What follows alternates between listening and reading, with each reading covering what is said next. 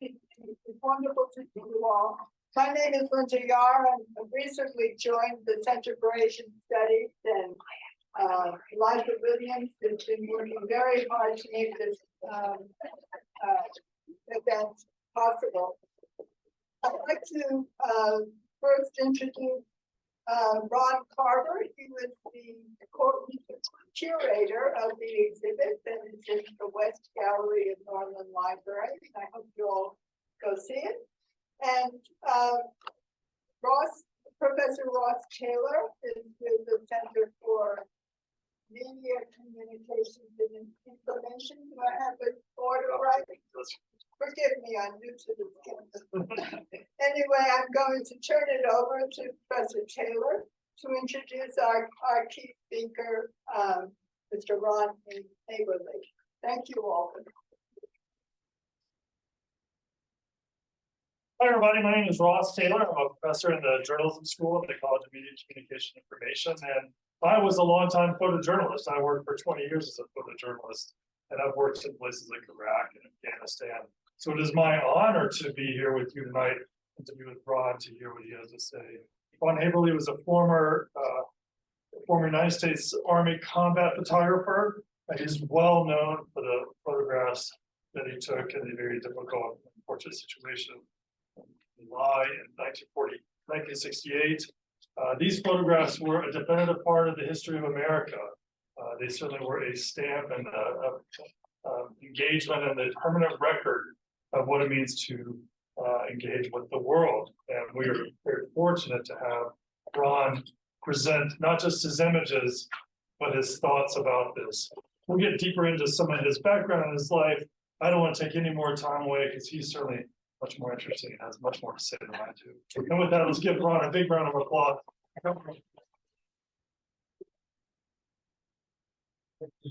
Okay. Anybody here know anything about the My Lai Massacre?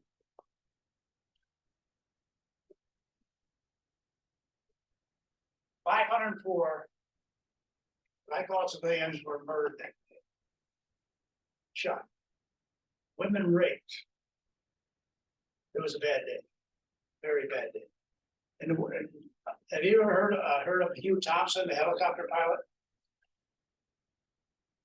Okay, great. In the words of Hugh Thompson, his words, it's just like a Nazi day.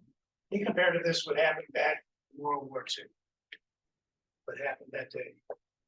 And to me, there are four My Lai heroes. Hugh Thompson was a helicopter pilot who was able to radio down and get a hold of Captain Medina and some of the others to put a cease to fire in what was going on. Another hero is Glenn Andriata and Larry Colvin. They were the door gunners. His observation helicopters, they were flying all around the whole area. Two other helicopter pilots, Danny Mullins and Brian Livingston, they flew the big gunships. And what happened in a little operation, there was a bunker filled with 13 civilians. There was our troops led by Lieutenant Brooks. And Thompson landed his helicopter between the troops and the people in the bunker. He confronted Lieutenant Brooks. His answer was the only way we would get him out of there is blow him out of there. Hugh Thompson risked his life, the two door gunners, to get these 13 people out. And the other two gentlemen, Livingston and Mullins, were able to extract these people and take them to safety. That was a no-no. You weren't supposed to land, take, what they call the enemy at that time. So those are my five heroes of that day. So a little bit about me. I was drafted out of college. I'll warn all you people, make sure you're a full-time student in college. I was a part-time student my last semester. I wanted to work on a couple of projects. I didn't need the hours. So I got my love letter from the draft board. I'm sure you people have heard of the draft board before, Civil Service. So I was drafted. There's no way out of it. I tried to get them to, they could postpone my being drafted at the time. I go in after, I graduated from college. They said, no, that was the high draft count. So 500,000 soldiers a month they're trying to get for the fulfillment for going to Vietnam. After that, I had basic in Fort Benning, Georgia. I learned how to kill. That's about all you learned there. They taught you nothing about the country. Eventually, we knew we'd be going to. After that, I went to Fort Worth, California. I was trained as a borderman. I was dropping a projectile down a tube and hearing it go poof off in the distance. I didn't really care for that. After that, I thought I'd be going to Vietnam. No, I didn't go to Vietnam, I went to Hawaii. I spent a year or 2 months in Hawaii. And I really didn't care for being a borderman, so I was taking some photographs around the campus, I should say our barracks. And a colonel came up to me and asked me what I was doing. I said, I'm just trying to do some hometown. He's just taking pictures of the soldiers that you're training at. He said, wait a minute, let me talk to somebody. 2 days later, he comes back. I got an automatic transfer to headquarters as a brigade photographer. I had my one-man public information office because we were forming a new brigade at the time in Hawaii. Eventually, it was about 13 people. Later on, in November of '67, we were told we were going to move to Vietnam. And at that time, I was a short timer because I'd be getting out in March of '68. So I didn't have to go, but I volunteered to go because I want to see what was happening over there. I'm a very inquisitive person. I like a little bit of adventure, and I just don't want to go back home and say, hey, I served my time in Hawaii. No, so I went to Vietnam. And so in Vietnam, we landed at Port Quy Nhon. And we went by caravan up to our final headquarters. That was up in Duc Pho. Duc Pho was, I'd say, about a couple hundred miles below Da Nang. Most of you know where Da Nang is. That's up in the northern by the Aico area. So anyway, we had our information office going, and I've been on different operations. I mean, really some good operations that we had going. Fantastic. Our medical team, fantastic people. Absolutely fantastic. They took care of a lot of the civilians, treated them, and that. It was an upbeat to my when I was serving to see what was happening, what they were doing, how good they were. Okay, shortly after that, it's on March 15, 1968. I was in the office with Jay Roberts, who was a reporter that was along with me. He belonged to the office. And the lieutenant came in and said it was going to be a hot mission the next day. And I was really a short timer. I was out of Vietnam 2 weeks later. So again, I volunteered to go along with Jay Roberts on this mission. Then when they started to describe it, I was kind of shaking my head that I volunteered because they told us we're going to be running into the 48th Viet Cong Battalion. And I questioned him. I said, the company's going against the battalion? You got to be nuts. But then he kind of rephrased it and said, no, it's the remnants of the 48th Viet Cong Battalion. I said, well, it's still a battalion. How many are in it? He said, maybe 100 to 200. And the company had our strength going in. Because what happened with Company C, they were, in 4 months' time they were there, they lost about 30 to 40 men. To the snipers, booby traps, especially in the minefields. They actually like to know what they could do. And like, all of you heard Lieutenant Galley? Well, he couldn't read a map. So every so often they get off trail, they got walked into a minefield. And the 6 of their soldiers, in that final day on the 15th, got blown away in the minefield. That really hardened against the people. In the beginning, they usually hand out candy to the kids. They greet the people, very friendly to them. They go through the same village again, and they were losing men. They started blaming it on the villagers, not telling them there's really traps around men. So eventually, they become very, very hard against the people. So because of that, they're losing those men on the 15th. At the briefing, which I wish I would have attended, but I didn't attend. They were going to go in and get even with what happened with losing the men in that. They were going to go after the 48th Viet Cong Battalion. But what happened on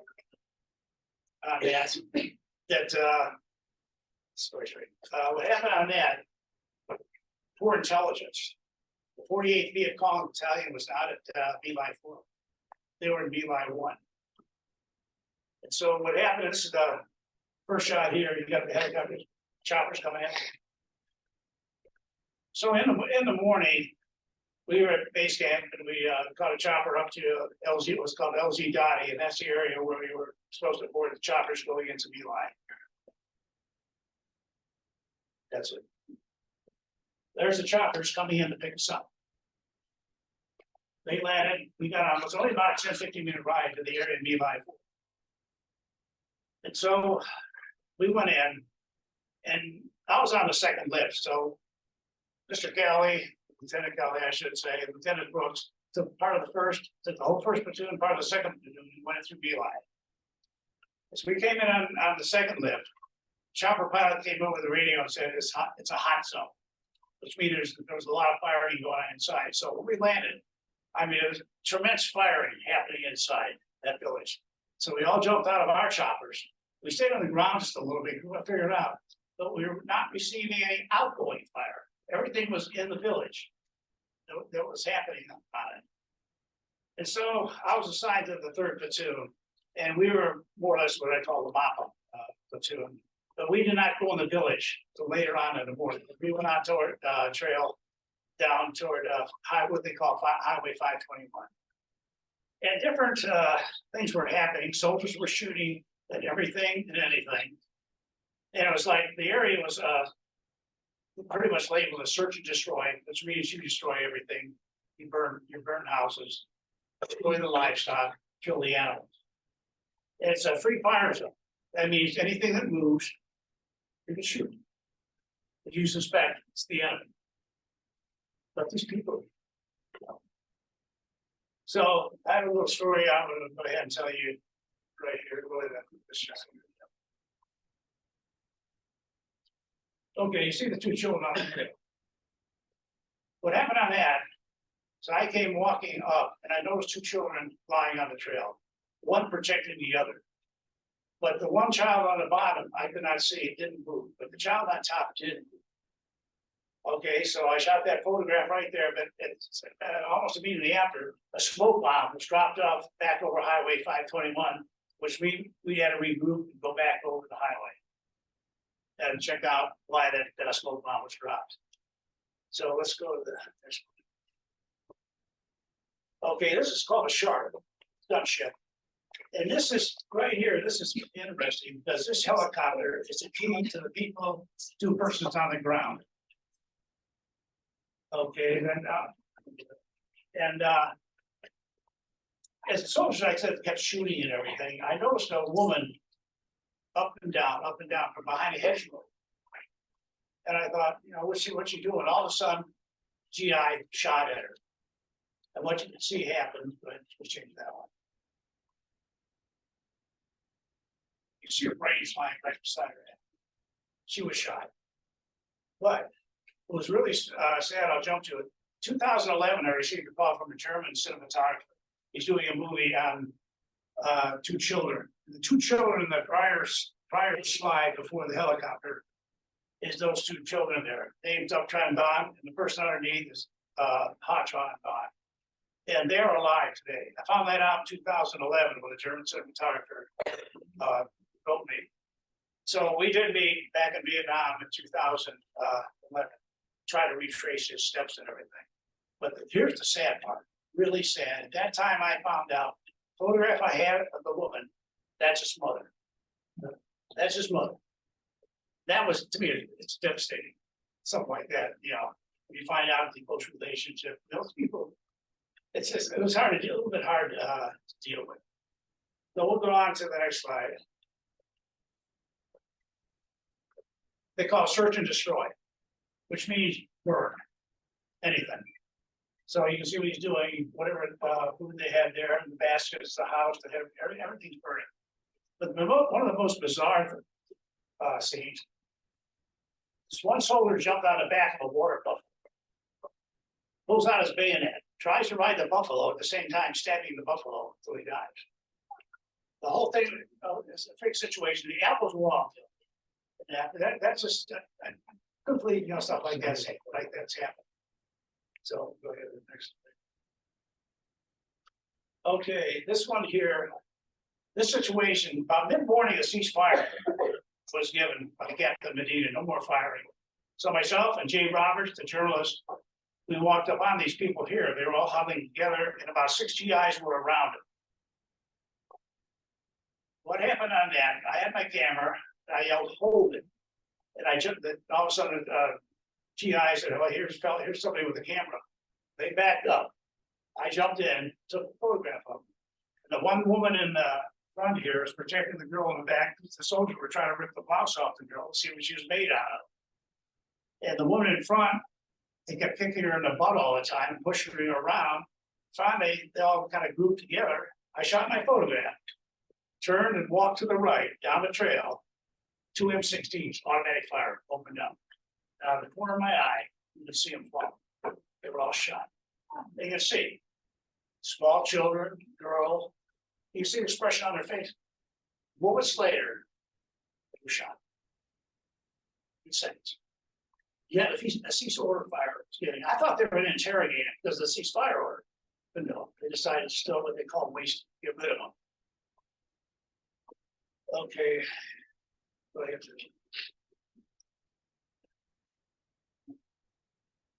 Okay. Right, first landed in My Lai, as I said before, I was going down toward Highway 521. Now, out of the corner of my eye, I could see a group of people that were guarded. So I figured they're going to interrogate. This was early in the operation. So I kept walking me about another 10 yards. All of a sudden, I heard automatic fire on these people here. And these people were trying to get up and run. You can see them running in that. And I said, and Jay and myself were trying to figure out what the hell's going on. This is all wrong. Things like this can't happen. But 2 people shot at him, Paul Beebo and Lieutenant Young. The 2 that shot these people. We later found out. So from there, we continued, as I said, down toward 521, and then crossed back, and back up, going back over. And finally, we met up with Captain Medina, just on the outskirts of the village before we went into the village. And we tried to confront him, but he was on the radio all the time. And there was a Vietnamese interpreter that was with us. And he was trying to get to talk to Medina too and say, why are you doing this to my people? These are my people. They're Vietnamese. Men, women, children, babies, expecting mothers. I mean, it's a sad situation. Now, getting back to the story of Duncan Ha, you can see the purple bag in the photograph there. This belonged to his mother, the ones with the brain beside her. And her mother had 3 other children. Another child was in here, child escaped. 2 others, someplace in here, is hard to identify, are 2 more of her children. It's really bad. And another thing about that group of people in the center there, I was going to take another picture. I saw a small child walk up. He was already wounded in the arm. And as he was walking up, I didn't notice at the time, but a GI knelt down beside me, M16, fire at that child. I could see right through the viewfinder. I never took a picture of it. The child flipped right over end, the power of the bullet. He got up. I turned. I looked at him right square in the face. We're about 2 inches apart, face-wise. I said, "What the hell are you doing?" He just looked at me, stared, turned, walked away, said nothing. It's a very sad situation. So I'll give you a few little statistics here. Company C was led by Lieutenant Kelly, My Lai 4. In My Lai 4, there are 392 people killed. Lieutenant Brooks, 2nd Platoon, My Lai 4, went up to the sub-hamlet of Binte. There were only 15 people killed, but there were 20 rapes in that village. I'm talking about gang rapes. Once they had their pleasure and stuff, they shot them. One girl had her vagina slit. It's just unbelievable what happened there that day. Then you go down to Lieutenant Cross, the one I was with. He was part of the 300 and some killed in My Lai 4. Then everybody blames Company C. But no, there's a company called Company B, which is, and what happened there was led by Lieutenant Wilhelm. There was 97 people killed there, 97 people killed. Same thing happened, but nobody ever talks about Company B. You've heard of the Pierce investigation? Nobody heard of it. Anyway, it was an investigation quite a while back that I had to go to. And they're trying to get to the root of the whole thing. And finally, it's about 30 volumes on the testimony from the Vietnamese, Americans, the soldiers and that. And over 60 people, soldiers, were charged with murder, rape, different sort of charges. But we all had to go through a hearing, Armed Service Subcommittee, which is the government, congressional. They would not release any testimony to any of the defense lawyers. So many charges were dropped against these soldiers. In the end, you all know who was all charged, just one person, Lieutenant Calvin. I had to attend his trial, but I mean, the lawyer he had, I'm sorry, to me, he was very inefficient. I really didn't like dealing with him. He wasn't to the point. Then I found out, you've heard of F. Lee Bailey, famous Boston lawyer. I had him with Captain Medina. So I'm going to sit on the stand, ask me one question. How tall was the rice that day? I sit there and I said, what? That's I answered. He said, it was about 3 foot, it's ready for harvest. I said, okay, that's my last question. And again, I just sat there and looked at him. I couldn't believe it. I said, oh, okay. That was, gone. There were a few other officers, higher up officers, the general was charged, colonel was charged. They pretty much demoted, and one was in charge, head of West Point at the time, and he lost his position up there. And the general was charged of the American division. Everything in this whole thing was which I call a cover. I'm part of the cover up on the deal too, because I should have really turned my film in somebody else and reported. But on our way back to base camp with Jay and I, we started talking about it. And during the operation, flying above was a general, colonels, everybody else was circling around in a helicopter. They could see what was going on. With Thompson reporting what was happening too. But there was only, after what happened, there's only a simple investigation on it. Nobody came, they knew a photographer to write about it. They never came to ask us any questions because Jay had to write a piece and it was posted in the local military paper, and all this went down to Saigon. And the total thing was that 128 Vietnamese Viet Cong were killed that day, the enemy. That was the story that was in the paper. But on the way back to our base camp, were any Viet Cong killed? not really. There were some military aged males, that were killed, but whether they were Viet Cong, they didn't sympathize, that I don't know. Any weapons? And the weapons on that day, it was really kind of through. It was only about 9 weapons captured out of the 128 killed. So the whole thing, I think, throughout the country, even down with Westmoreland, everybody's kind of questioning only that many low amount of weapons and that many people killed Viet Cong. So everybody, I think, in their own mind knew it was actually happening. To cover up all the way around. Even Colin Powell was part of the cover up. It's just amazing how everybody tried to cover up. But when Jay and I talked about this on the way back, we talked together and said, there's people, officers flying around a chopper, they can see what's going on. If they come to investigate, then I'll have to turn the color film over. Then if I did, and I published it, I'd really be in trouble. But nobody throughout our state talked to us about it. So that's what happened on that one. So what I feel which happened to these photographs really changed the perception of war. And it also changed the way that soldiers now cannot carry a camera with them anymore. If they do, they're gonna have a problem. That was changed just after my life. It happened on that day. But I feel it changed the public perception of the war. Because people, when those pictures were published, they came out, people didn't realize that this was going on. Every day you're reading about American soldiers being killed in that, then you're reading about all the Viet Cong being killed. I started to wonder where all these Viet Cong coming from. It's just the wrong thing. Then it also put some teeth in the anti-war movement. All these protesters and that, well, it sort of expanded after these photographs were published, get out of Vietnam. It's a losing situation, what it was from the beginning. Then it put some perception criticism of the military establishment. Precipitated criticism. I mean, the military received quite a lot of backlash on that. It was really kind of sad what happened there that day. But things happen in war. It's sad. It doesn't have to happen.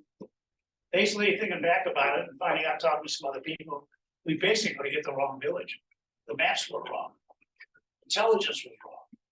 My understanding, they said the Viet Cong were My Lai 1, the remnants of 40th Viet Cong Battalion. Were My Lai 1, not My Lai 4. All was left of My Lai 4 was the civilians who were there. They're supposed to be out to mark. They were supposed to be there. So it's basically boils down to it, kill anything. Sad situation. But the reason I published these photographs is on April 25th, '69, I was questioned by the Criminal Investigation Division of the Army. And I had this, I call him the old timer. He was great. He was head of the investigation division. We started talking, you know, one-to-one on one. And he asked me if I seen any new mutilations or rapes. I said, no, I really didn't see that.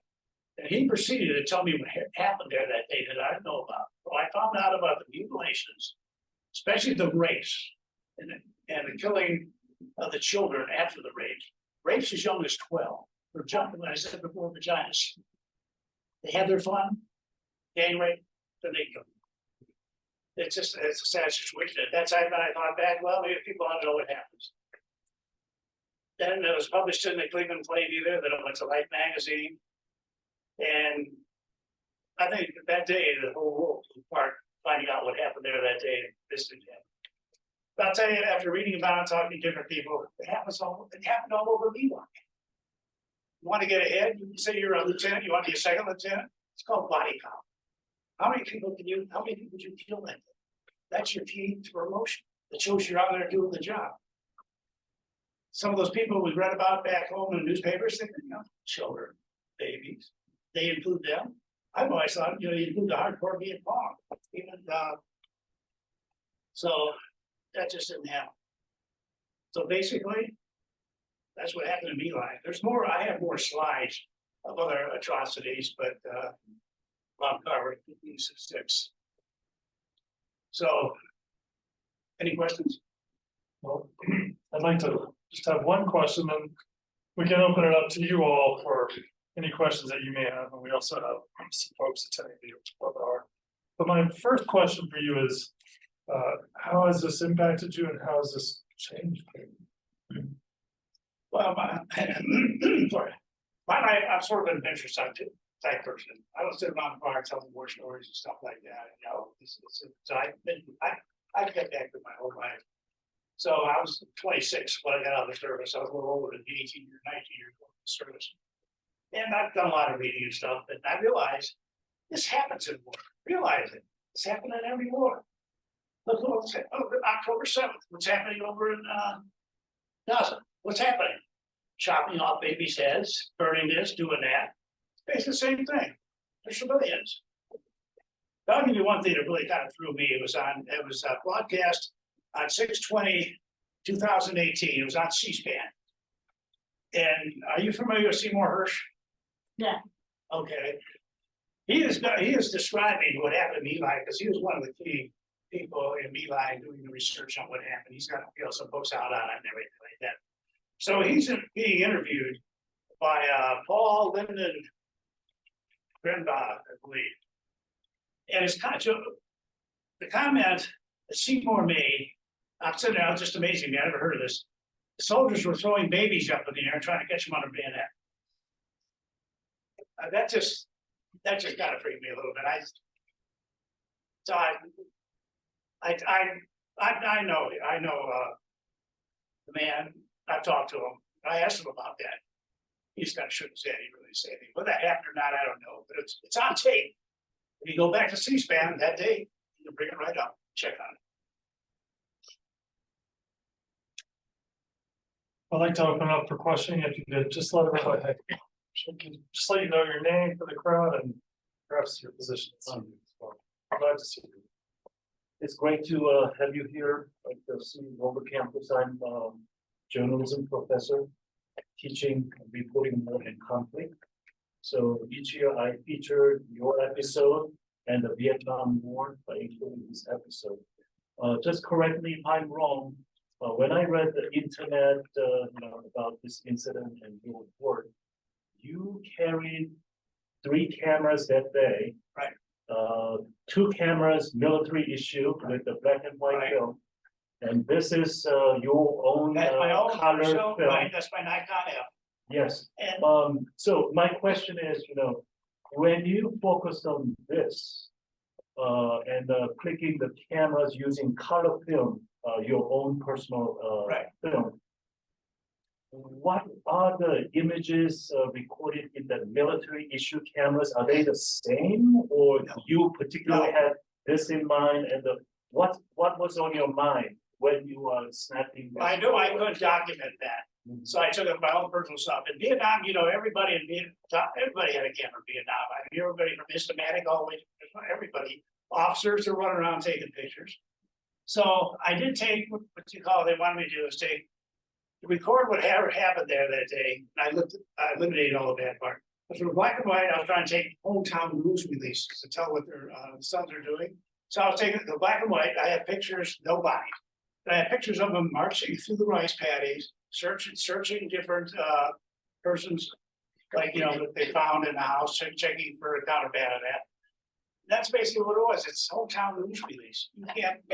I can't say, you know, I released a picture like that and said, here, I know the person that shot this person. Yeah, that wouldn't even get out of the country. Thank you for the question. Yes, please, just let me write their name. I'm Lillian, I'm a student at CU, and I wanted to ask how you felt about the fact that none of these soldiers, except for the one, really faced any consequences for their action. Like, if you could have changed things, do you wish that all of them had faced punishment for participating in this genocide and rape? Like, what do you truly feel about that? I feel it should have happened, because what happened, I mentioned before, the congressional subcommittee held back all their testimony and would not release it to the defense lawyers that they were charged. They had to dismiss all the charges. I mean, if they didn't have that information to help, you know, pass judgment on them and review it so they could defend them, they had to eliminate quite a few of those charges. Yes. Yeah, my name is Zach. I'm also a student here at CU. I'm a veteran of the Afghan War. So thank you for being here. I know how hard it is to discuss these sort of things when it's your personal experience. It's pretty easy to view this in an abstract, but when it happened to you, I understand how hard it is. Since I started attending classes, I've become more involved in anti-war activism, counter-recruitment, things like that. And my question to you is if you have any advice to younger generations of both veterans and students who are encountering maybe, I've had bad run-ins with Veterans for Peace. I don't know what it is. Maybe it's a wisdom thing, you know, with wisdom comes age where it seems like to me, they don't want to listen to the younger generations on what should happen with the peace movement, or basically my friends and I all feel very ignored. And I'm wondering if you have advice for the younger generation, what we should do to get around that. So it's like in my generation too, we had the Exactly, yes. same thing and all that. Well, I understand. Advice, the only thing I can do is have a conversation with them. If they don't listen to you, there's not much you can do. Express your feelings, and hopefully they respect your feelings. They understand where you're coming from. Then you have to try to respect their feelings and where they're coming from, try to maybe help straighten them out to the right path. It's a hard way to go. Can I address that for just a second? I spent a year in Vietnam. And when we came back, you needed, in order to get your educational benefits rolling, get back in college, you had to get a sponsor through AMVETS or VFW. You had to go through that. And a lot of those guys, you know, in those VFW posts and AMVETS posts wouldn't help us out at all. There was that same divide. And so you kind of had to forge your own path. Now, I don't know what's going on with you and Veterans for Peace, because there's a lot of people who would accept you with open arms, I'm sure. But the same kind of attitude prevailed when we got home that you're encountering somewhat. We were called the baby killer. Baby killers who came home. Soldiers were spat on. I mean, when I came home, I got out of my uniform and said, it's just a sad situation. And now you go see when soldiers come back and after welcome arms, everybody's there. Vietnam veterans come back. Nobody. And it didn't happen with older vets either. They weren't open arms. They were like, you guys messed up that war. You guys lost that war. What's going on? You know? Yeah. So, not uncommon. No question. My name is Dan. I work 19 here at Seaport. Also in the photography department. And I guess I was wondering, was there any worry that you had with like seizure of your film, your negatives, and like I know you said that it was your personal camera, but like I guess like the feeling of being able to document as well, surrounded by those who might not want these things. There's very many that want to. I'll bring back that. During the Terrorist Commission, one of the soldiers in our office and that terrorist, one of the went ahead and asked him, the soldier, what would you do with Haeberle's photographs featured in the view? How would it destroy them? What? There's a regulation that's destroying, somebody's photographs. So if I would have gone ahead and turned these things, then I don't think you'd hear nothing other than verbal. That would be it. No imaging. That's my. Did you feel like protective of them then? I was protective of them because I had to carry him back, pack him up, that and everything. It was a solid cancer. I processed it when I got back home. It's E6 process. I did it myself in that. But making sure that film was in the right place at the right time, stored right till I got back, out of Vietnam and that. Well, Thank you. Good question. That's a very. Hamas killed ones, and they raped them and murdered them and everything else probably, And there were 1,400 killed there. And on the Gaza side, there's now 9,000. In freaking how many days now? Is it 20, day 29 or day 30? So there's a proportionality. And once war starts, going back, if you keep on asking the root causes back beyond, time, there's always going to be a fight, a discrepancy. But, this is the argument that you presented, analytically and academic, is there's no talking, there's hiding, there's throwing away the evidence. There's the lawyers that won't give out the evidence. There's manipulations, there's distrust. And the thing is, it's not a question of who's killing babies more. Although 9,000 to 1,400 is appreciable. It really is. There's really a problem here. And I love all of you. Because tomorrow we're going to go up and election plan. I don't doubt it at all. Do you have a question for Ron? Well, okay, like that is what happened in My Lai. The main reason behind it, I'm going to use one word: revenge. What happened to the soldiers? How they mistreated? They lost soldiers. Who be trapped in. Going to the Palestine situation. What's happening over there? We're all pushed this little 25 by 10 mile area in that 2 million people. And, Hamas was voted in power 2007 and that. And it's been friction going on for years, back and forth. And Hamas's word, it's another word, revenge. One word, symbolize what happened to My Lai. Another word, what happened in Gaza. And like I say, it's going to keep on going. You're right. Eventually, it's getting worse. It's going to be the outcome. So the question is, what do you do? You have to go after the snake's head. That's Iran. That's my own personal feeling now. I'm sorry. But that's where a lot of problem is. But that's my opinion. Yeah, but that's my opinion. It's the only way it can. And well, I won't get into my issue. No problem at this point. There's always another hegemon. Oh yeah, another one will come along. Hegemon until you're not the hegemon. Yeah, it'll keep on going. We have a question here from Linda. Ron, back in the day when there wasn't internet and the ability to share things quickly, posters, visual posters were so important to the anti-war movement. And the famous poster that was made of this image. And babies. And Yeah, babies. and babies. And babies. And babies, question mark, ...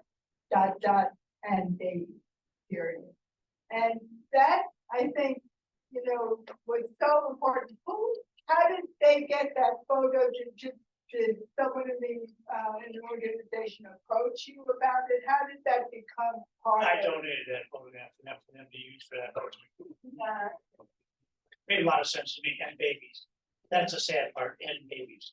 Yeah. They didn't deserve it. They sometimes say, well, they could grow up to be a big talk. I mean, stupidity and reason. No.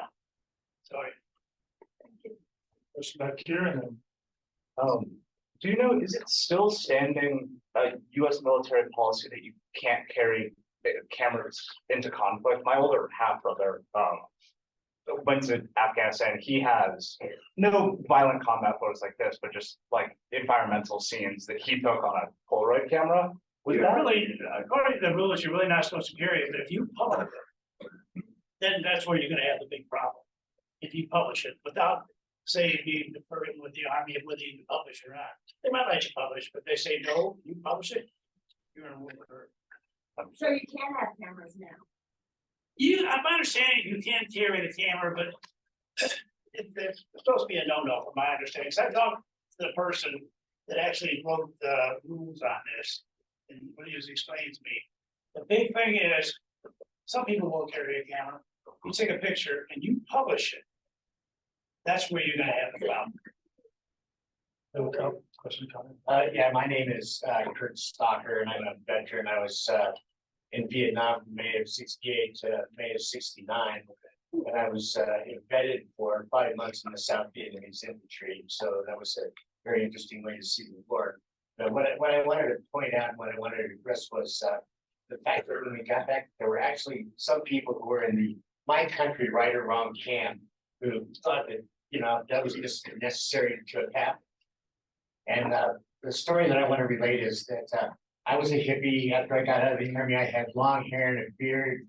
My girlfriend and I camped across Canada. We came down into the United States. We went, we were camping out. We went to a restaurant in Brattleboro, Vermont, to like hit the head and get some breakfast and like that. And sat down and I see this big sign on the wall that says "Free Lieutenant Callagher." And I There's songs to free, and they had a song about them. Especially in the South. So the waitress walks up to our table and goes, "I'm sorry, I'm gonna have to ask you to leave." I'm like, "What are you talking about?" She goes, "Well, you're a long-haired hippie, and I was against the war, and our owner didn't let any of you people come in here." And I'm like, "Look, I'm an honorably discharged veteran. I'm a Vietnam veteran." I pulled out my wallet and I said, "Here's my 4A draft card to prove that I'm a freaking honorably discharged veteran." And she said, "You're still gonna have to leave." And the place was packed. And so everyone was looking at this thing. And my girlfriend was getting like a little bit nervous. I got up to the door and I turned around and I pointed at the sign. I said, "Well, I guess I didn't kill enough women and babies that you could come up in this hole." And like then my girlfriend was pulling me out the door. The fact that people said that just always blew me away. That no one can automatically look at that and be disgusted by it. I'll tell you a sad thing that a little bit this once over the slide's not here, so I can't show you, but 3 children shot when they were walking up towards us. About 3 or 4 soldiers around. We were just kind of going, trying to watch these people walk toward us, and just 2 small children and an old man with a little sling on his shoulder, carrying 2 baskets, yelling the kids, "No VC, no VC, no VC." They walked up toward us. We thought maybe we'd stop and question, see what they had in they're carrying in that. Now, GI opened up and fired and shot them all. And years later, I get a call from a reporter in Pittsburgh. He asked me if I knew this person. I said, "Yeah, I know him. I know the person. This is the person that shot 3 people." What happened with this person? He got in an argument with his live-in girlfriend. She shot him under a bridge over a bottle of vodka. And this really affected what he did, because this guy was on drugs, everything, booze. They just bumped around the country trying to find a leg. But over a bottle of vodka, she shot him. I want to add one more thing. I never ever thought a genuine body count. Every body count that I saw and every operation that I was on was made up and conflagrated to be greater than it was. Like 128, that Colonel Barker and them came up with the math, but it was a lot more than that, because the villagers and all that, they know the people and that stuff, they, grouped it all together, they figured out who they buried, and who they weren't, and, the count and that. We seem to think it's inflated, but, there's a wall over there in the My Lai Museum, it's got all their names inscribed on it. With their ages. 504. Thank you for your comments and questions. We have a question in the back. Yeah, real quick. I was in the Air Force, Battalion 68, 69, and I was Da Nang Air Base 71, 72, both times working on F4s. And I want to young people to know that a lot of people think that this is unusual, but that happened. This happened. This was the only unusual thing about this is it was documented. There's a documentary about the Winter Soldier hearings that were held in 70 to 71 in Kansas, where GIs who come back talked about been in Vietnam, talked about what they've done. And I strongly suggest these young people see that because they will see that this happened far more frequently than is generally thought. And I mean, it may be up on YouTube, but I know that the Boulder Library has a copy of it. It happened. It happened quite a bit. All the areas. Very much. My name's Chris. I just live here in Boulder. Thank you for being here today. I'm curious, you're in this, you're saying, it's crazy, it's sad. Did you dissociate? Did you kind of were you really in your body? Like, how long did it take you to kind of come to terms with what you had seen and to process it and get sort of the evil of it all? And when did it actually kind of reside in you? Like, man, that was fucked. When I brought just the film, held up and looked at it, and it's kind of just brought back the memories and brought my thoughts together that this did happen. Because when I was going around that they shoot photographs, I don't think I was complete there. I've never seen anything this bad. That what was happening there and trying to understand it. That it's just a completely different situation. Well, the only casualty we had there that day was a person by the name of Carter. To get out of the massacre, he shot himself in the foot. That was our only casualty. Yes, please. I'd like to address an earlier question about the consequences for the soldiers who did this sort of thing. It's unspeakable that there weren't legal consequences, and it's inexcusable and it's wrong. However, there are consequences. I know that I have a relative who is still counseling soldiers from Vietnam who are trying to purge those demons. Their lives have been ruined because of carrying those memories with them. There are more soldiers who have died from suicide since the war than died during the war. And I'm sure a lot of those are from what they had done. So there are consequences. Despite, there aren't legal consequences, you can't do that sort of thing and live a normal life. That's true, because if you get a chance to watch the movie 4 Hours in My Lai by Michael Bilton and Mr. Sims, there's an interview with one of the soldiers in My Lai. And he tried to get help through the VA back then. All they did is give you all these called funny pills, try to help you out and stuff like that. And he tried to commit suicide a couple of times, but it's a very strong interview on film. If you're watching, you can catch it on the internet. He's got all these bottles lined up in front of him. He's talking about them. And there's a picture of his son over on the desk, and it's cracked. And somebody shot his son. He said the picture fell over, and that's my son. He got it there cracked. And he has a Light magazine in front of him. He's pointing out, I did this, I did that, I did that.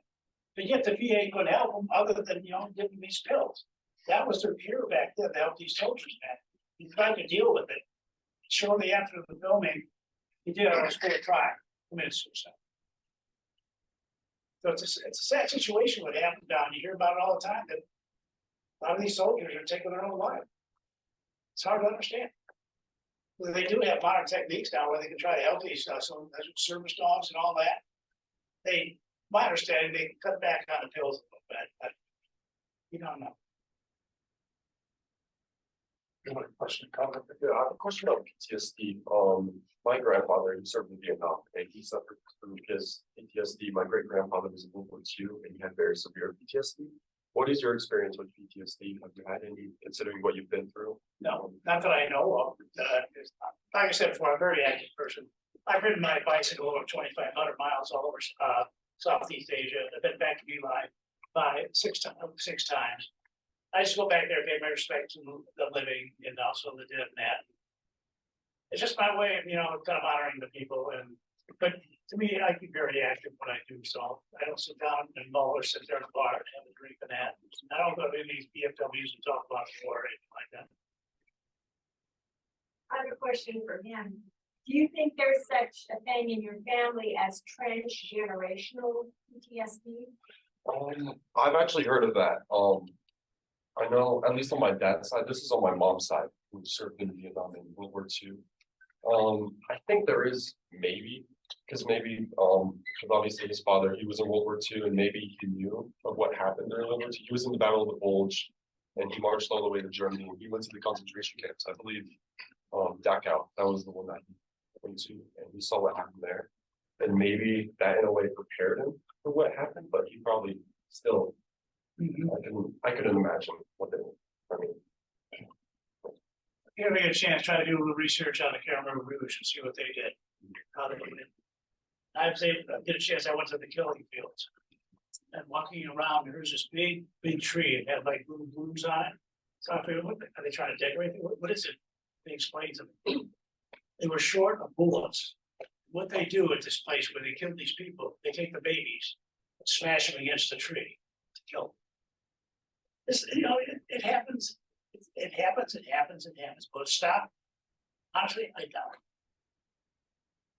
Do you have any comment? I was just gonna ask, my grandfather served in Vietnam. He was on one of the bases where they stored Agent Orange. I was wondering if you ever were exposed to it at all. I was exposed to it. I was in the area of it, and remember this day. I was out there. All this vegetation is dead. And I walked this lieutenant. I said, you guys are spraying this out the day. It's near us too. He says, "Oh, don't worry about it. It's just yellow rain." I just about laughed in his face. That stuff it does the job. The trouble is, it's not just Agent Orange. There's about 14 different strengths of this Agent Orange. Different compounds make it. There's some that are really high, the dioxin. Some are a little bit lower. You don't know which one they're spraying. Any questions from the webinar? Not yet. Okay. Any other questions? And I think about this in a very deep way. What I can best imagine is if my son, and I have a child, son, that's 39, but if he went into the war, I would hope I would have the courage to kill him before I would have let him kill someone in a war. And do you think, Please, I'm asking a question. Yeah, go ahead. Do you think I should have to consider something like that? No. You should. He had I didn't have you have to appreciate it. He's going to war. You don't know what's going to happen. There's no way that you should want to kill him before he goes, because he might. There's different jobs that have during the service. Now, you don't have to be a bronze soldier or that kind of stuff. But you stay with him. You help him. If he has a problem, help him. I'm just opposed to any kind of war and any kind of. I'm opposed to war too, but I'm not going to go out on a tangent on it. An atom bomb. I'm completely opposed. My mom died of plutonium from a plutonium trigger plant here in Rocky. Oh, okay. So you don't even have to be in combat. Well, we never know what's going to happen in our lifetime, what's going to happen next. So I just, live life, enjoy it. Go ride your bicycle over in Southeast Asia. Enjoy it. Go do do stuff in the backwoods. You don't need to stay in the Fort Stevens. We're coming here and question. Question here too. She's Okay, great. Thank you. Thank you. I think a common trend is a lot of us have only seen, well, hopefully almost all of us have never seen something this terrible in person. You never will. And I hope so too. And I think the question a lot of us share is kind of like, how do you deal with that and keep living and keep like putting so much effort into the world of care after seeing something like that. Do you feel like it changed your humanity? Like you mentioned a lot, like, oh, this has always happened, probably always will. I agree with that. All of history has these terrible cases and also has wonderful cases. So I'm just wondering, do you think that, like, do you have any advice for those of us who see such terrible things in the news for how to, like, maintain a grounding view of the world? Because it really seems like you have, when you're talking about still riding your bicycle somewhere where you saw unimaginable things. Well, it's true, to get out, and I call what I call the backwoods travel. Get out and meet different people. You know, don't do these toury things where you sit in a van and go here and go there and all that. You get to see a few different things. But get in the backwoods where you can see what's happening, mix with the people, do a homestay with the people. You're learn one hell of a lot more than you'll ever learn in a book. Just do it. I'll come back here, then over here. Yeah, I'm Steve Dyke, professor here, and I teach Vietnam Wars class. A whole bunch of people are my students, actually. So thanks for coming. One thing, if I can build on what you said a minute ago, is cycling around Southeast Asia. I've traveled to Vietnam a fair bit myself. If you can highlight that a bit, because one thing I struggle to convey to people is that Vietnam is not just a place where war happened. It's a really interesting place to be. It's a wonderful place to visit. If you might, sort of humanize Vietnam a little bit after the war, because you've traveled there for a bit yourself, right? Well, I kind of like it to go back. In the year 2000, I traveled over Vietnam, I did a bicycle ride. We went from way down to Saigon, about 600, 700 miles, somewhere in that, riding in that. It was back in time. It was really interesting to see how the people live. Highway 1, which is the main highway, which we used to call it back in our war days. It still has ruts, holes, and everything else, but mixing with the people, that's the most important thing you can do. I mean, it's great. Just advise the people, just go out and travel. It's not super expensive over there. I mean, it's not cheaper than over here. It's crazy over here. The price they charge, I'm staying at this Hilton over here, they're 200 some bucks. I go over there, I can stay in 5-star mansions over there for that price. Yeah. But just travel. Just travel. Thank you for Yeah, so my question was, back in the US, were there tensions between the Vietnamese community and veterans? Definitely. I mean, definitely there was tensions there. I mean, you can say, I know, talked to a couple people, they moved into the fishing village, that was their livelihood was fishing. I mean, they had a lot of problems dealing with the folks around that area, trying to get settled and everything, but now it's pretty much down. When they first came over here, they were not wanted, especially by the normal people that also veterans. Hi, my name is Ron Carver, as introduced earlier, and I'm the curator of the main exhibit that's in Norland Library. And I want to say two things about takeaways. First of all, and I haven't said this before to Ron Haeberle, but he's spoken with me before at other universities. This is the 16th university in the United States where we've shown this exhibit. The main one, which isn't just about My Lai, and a few in Vietnam also. And I think that one way that he has kept his sanity is because he's been involved in this kind of education work. And he's been involved with publicizing this. And he didn't tell you about being called before a congressional committee, along with Hugh Thompson, whose helicopter went down so he could rescue some of the children. And the two of them were called before a congressional committee that was searching for ways to prosecute them, not prosecute the soldiers who committed the slaughter. And so I say that one way that people can keep their sanity coming back, and that's true for Mark and it's true for Kurt, is by getting involved in doing the right thing and telling the right thing and protesting when possible.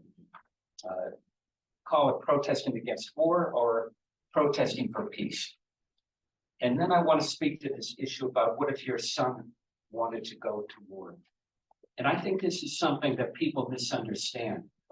That the large number, and there were hundreds of thousands of Vietnam soldiers and veterans who protested against this war. The vast majority of them were enlistees. A lot of people think it was just the draftees who were reluctant to go to begin with, but had to because the government called them. But a vast number of them are people that volunteered.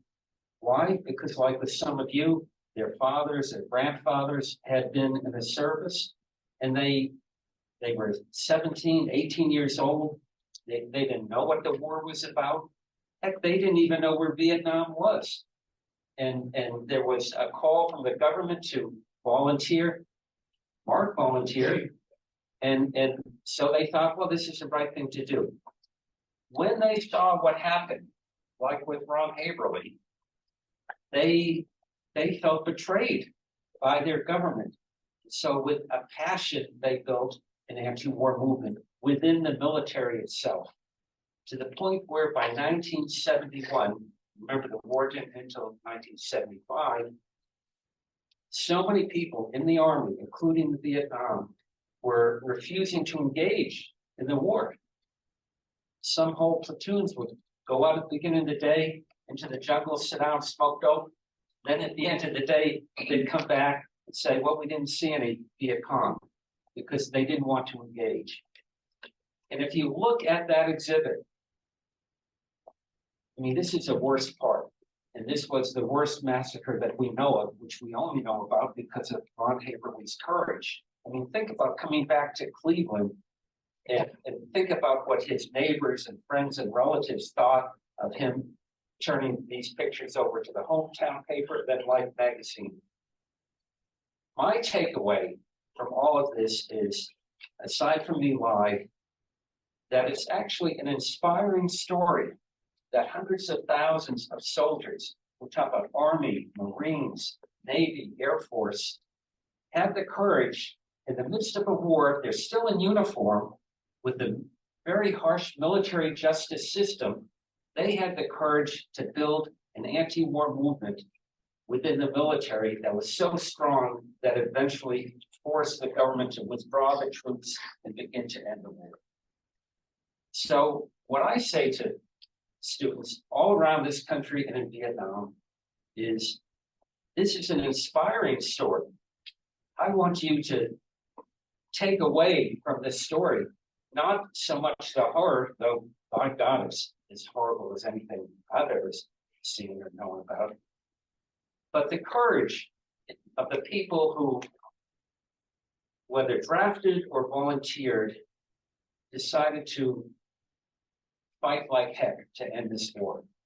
And what I say to people, and I've said this all across this country, this is the 16th, think about what means something to you, right? And so many of the problems we have today seem daunting, almost impossible, right? Climate change, the whole attack on women's reproductive rights, voting rights. I was involved in the civil rights movement of the 1960s.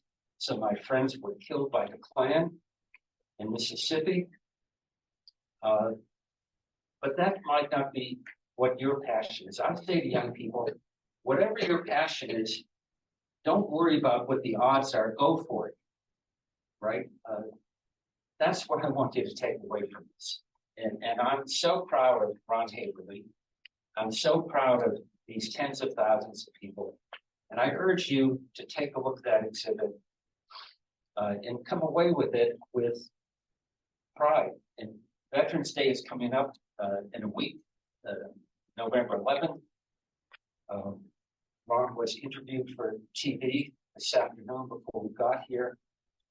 We've got some op-eds coming out. And besides thanking people for their service, I want to thank these people here and Ron for their protest, because it takes a lot of courage, but they did it and made a difference. It brought the war to an end. So anyway, thanks for being here and thanks for listening. And I know it's horrifying, but it's the other half. I was with him last March at the university in Hue, Vietnam, and he told the same story. And what's interesting is, just like here, almost no one had heard of My Lai, even in Vietnam. None of the younger people. But they're good people, and they were so pleased that Ron came and talked with them. So thank you.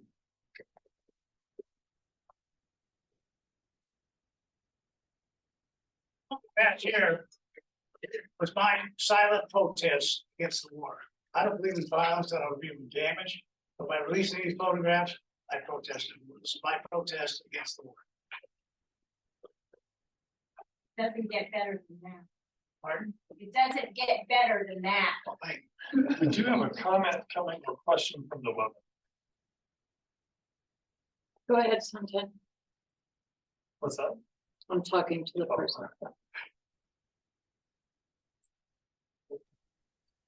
Hi, yes, I hope you can all hear me in the room there. I am attending today for the second day in a row from the Bay Area, and I was actually involved in kind of promoting this exhibit when it was here in San Francisco last summer in 2022. Mr. Haeberle, I wanted to ask two brief questions. I'll try to make this kind of concise. I actually saw your brief chapter in the companion book to this exhibit, the companion book that's very similar to the exhibit itself. And my two questions are about, kind of the photo spread in the Cleveland Plain Dealer. And I noticed, in very small type in the chapter that you had, that it was published on November 20th, 1969. And what struck me about that date is that seems to me, it reminded me of something that was featured in a PBS documentary for the 50th anniversary of the Paris Peace Accords, which was March 29th this year. And they were talking about something called the Vietnam Moratorium. The date of that, I believe, was November 15th, a month after the initial protest on October 15th. My first question is, do you think that the publication of your photographs 5 days after the Vietnam moratorium, was that a coincidence? And if it was, do you think that kind of like lent sort of like public reaction? Did it sort of, kind of build on maybe the public reaction of the civilians who were protesting in the Vietnam moratorium? That would be my first question. And I don't know if I could ask you the second question maybe after you answer the first one. I believe it would. That's my answer to it. I'm familiar with the dates that my photographs were published at, but I'm not quite familiar with what you're talking about. Okay. Did Life magazine try and get them before the mobilization or after? When did they first approach you? We approached Life magazine, never approached us, so all I knew it was the first. After that was Life magazine. Okay, that's very good. My second question may be a little bit more profound, I hope. Mr. Haeberle, the name of your chapter in the companion book to this exhibit is called, it's titled "We're All Guilty." And what struck me in the short pages that I read from your chapter is that you said that there were two photographs that you destroyed, and it seems like they would have identified soldiers who were actually you could have implicated and said that they pulled the trigger. Right. And yet you said that you destroyed these two photographs because you believe in your mind, not only, your justification was that you didn't want to implicate them per se, but that you thought that all of you who were there physically, even if you didn't necessarily pull the trigger, you felt that you were all equally culpable. And I think you end your chapter. The last sentence you say in your chapter is that Lieutenant Calley is the only one who actually faced charges out of over 100 people who were present that day with the U.S. military. But your feeling was that you were all guilty. And I assume that maybe you even include yourself in that feeling. No. There's no way I can really put a stop to it. If I tried to put a stop to it, I wouldn't be here talking today. Things did happen, especially with Company B. There was a rape in Company B. Soldier tried to stop it. The soldiers who were doing the rape threatened the soldier that they'd kill him if he tried to stop it. So things happen, but being guilty, yes, for me, not reporting it. Like you're supposed to do after you see a tragedy like that. No one reported really much of anything. And you had generals flying around the chopper, colonels flying around, top officers. Come on. I mean, nobody broke the story. Nobody really started talking about it until a person named Ron Haeberle did some interviewing of some of the soldiers. Then he jumped on it, sent some letters to Congress and some important people, military people. And finally, they had investigated. So what if they did condemn everybody? What would have happened? How would it be different? Well, I'd be condemned for not reporting it. I mean, I didn't kill anyone there, so I wouldn't try to that. But they had the real secret to this. If you ever get a chance to do it, it's called the Criminal Investigation Division. That went in and talked to all these soldiers, and they took their statements of that. And today, try to get a hold of them. I've been able to get a hold of some of them. But what they did, they took all their names out of it. They just went ahead and used the initial like RHLL. You got to try to figure out who it is. And now they have been able to find him. It's over in College of London, in England, London. So there's where you're going to get the true story of what happened.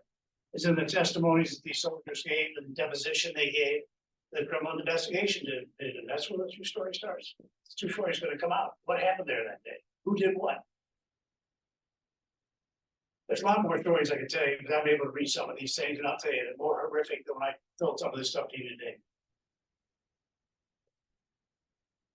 We have about 10 minutes left in the allocated time for the event. If there are any remaining questions, now we can offer some time for closing comments. Yes, please. So maybe you said a little bit about this, but could you elaborate on the decision to publish these photos? Like what brought you to that decision? That happened on August 25th, 1969, when I was questioned by the Criminal Investigation Division. First by the name of Henry Clark. He was an older guy, but he was the head investigator.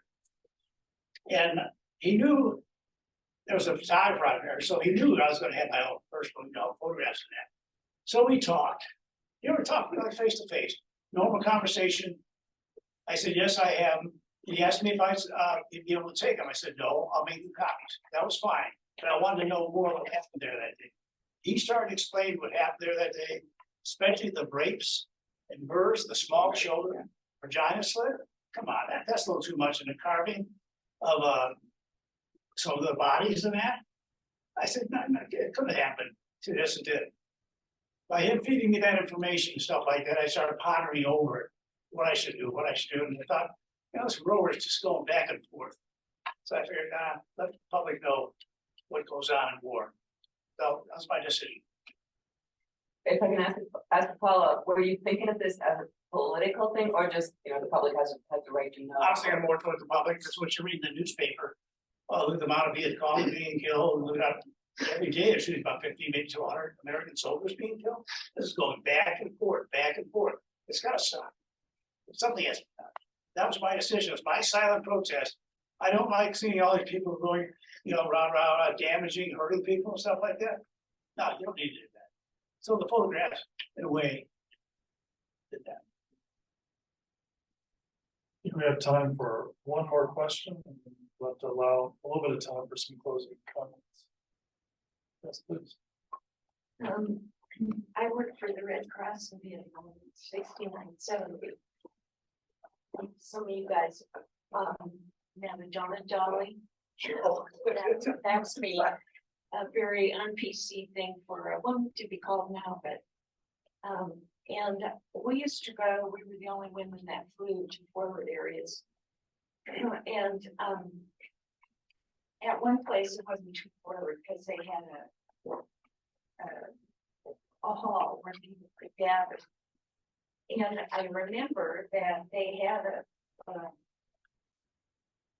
a picture of the different platoons, and they didn't have the actual ear, but they had drawings of the ears.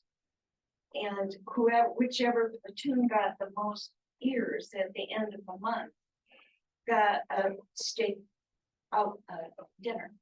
Mhm. And, it sounds so horrible now, and like what you're talking about. But I have just graduated from college, and most of the guys there were 18 and 19 years old. And you don't know what a war's supposed to be. And just horrible things happen. So my advice is, don't believe your government. There's no such thing as good war. Don't go. Don't go. You're right, you put this quite a bit there. I've seen something with the necklace with the ears around it. It's just, it's horrific. I mean, that's the way, like you said, they either get a 3-day pass or they get a meal. That's a reward. The whole thing in Vietnam was body count. How many people did you kill that day? How many people? You want to get promoted? Body count. That's what it was over there, body count. Thank you for the comment, Ron. What closing thoughts? I'm gonna make a nice thought. Why don't you people travel? Get off your butts and get out and do the traveling someplace, other than Fort Lauderdale and stuff like that. Take off, go overseas. It's not very expensive. You spend more down at Fort Lauderdale on the booths and the hotels, motels and that, instead of going over and enjoying yourself overseas for a couple of weeks. Enjoy it, travel. Get out. And the Vietnamese will open their arms to you. They will, they love you. Maybe not some of them, but. Now, you'll experience a whole different life, believe me. Especially if you get a chance to go to Bangkok. That's a whole different world. But no, just do the back road then. Do a homestay with the person. It is the most interesting, I think, you'll ever do in your life. There's a lot to see over there. It's a beautiful country. They do open you, they respect you, and open arms are there for you, so. Yeah, how many students are in journalism here? And how many in history? Interesting. Well, for those in journalism, I think that you've seen what you've heard here, and I wish we had the copy of Life magazine with us. But I mean, clearly. Well, I have a copy. Do you have a copy here?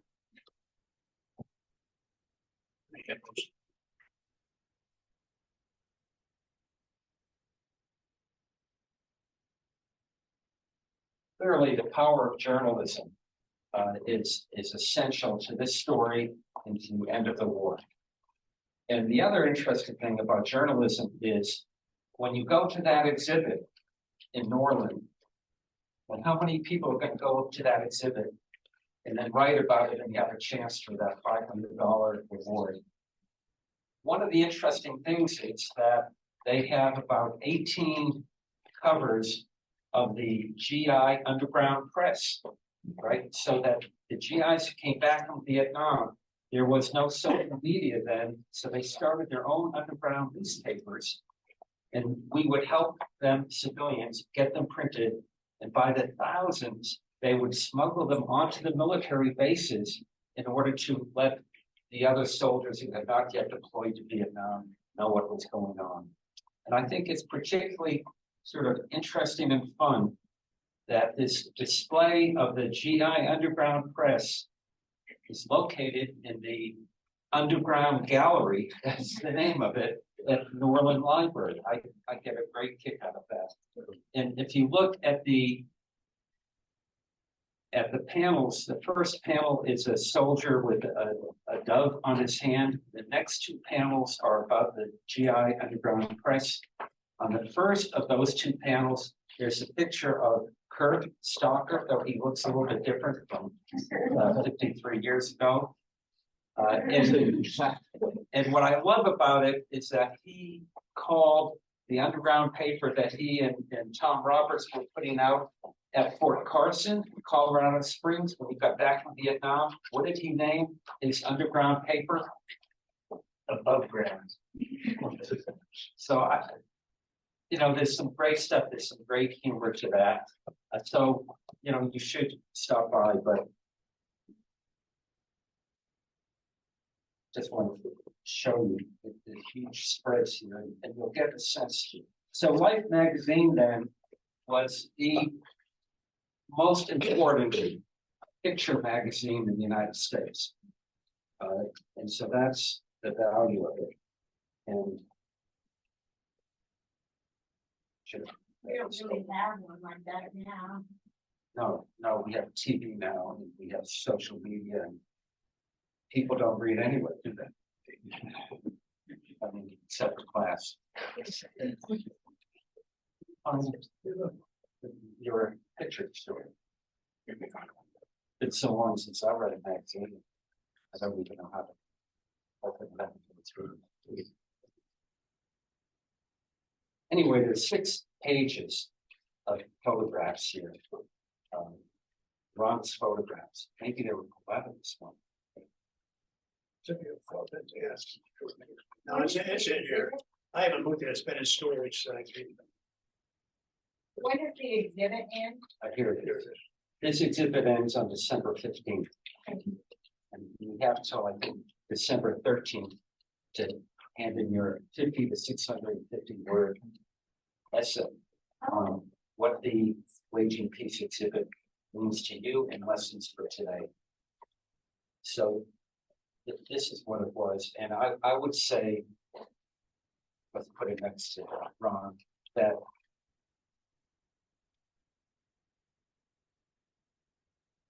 I'm in tears just thinking about it. That this is what turned public opinion against the war in the United States. And that's why we really ought to leave here giving Ron Haeberle a real hand for what he did. And so much for the power of journalism. Values, just fabulous.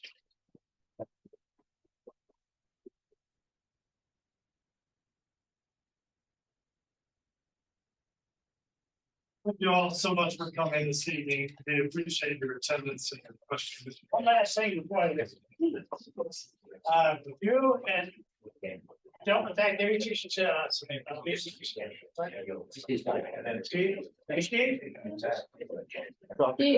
I'm sorry, yes. I feel like I'm a kid who just got in trouble for going. Okay. If any of you and students are interested, what I'm gonna do is I'm gonna give 2 gentlemen, they can fight over it. It's a CD called the My Lai tapes. It's more on the psychological aspect behind what happened on this massacre. It was done by Selena Dunlap, who is a photo editor and journalist in Economist Magazine, which is out of London. This was broadcast worldwide, 2008. So. I'll make a copy. Okay. And just from And here's the last point about journalism. Besides his photos, there's another key photo from the Vietnam War era that helped also change. And that's this picture that this photographer is holding of, it's been known as the Napalm Girl. It's a 9-year-old girl who was blasted with napalm, burned her clothes, and she running naked down the road. Amazing story. This photographer, his name is Nick Wood, comes over, puts down his camera, picks her up, and carries her to the hospital. So not only did he take an important photo that won a Pulitzer Prize that year, but he had that ability to do that. Now, he wasn't in the army. He wasn't under anyone's control like Ron Haeberle was. So he could do some things much more open. But it was still very amazing. And the exciting thing for you folks is that at every university, I'm trying to get an important outside judge, celebrity, to judge the essay contest.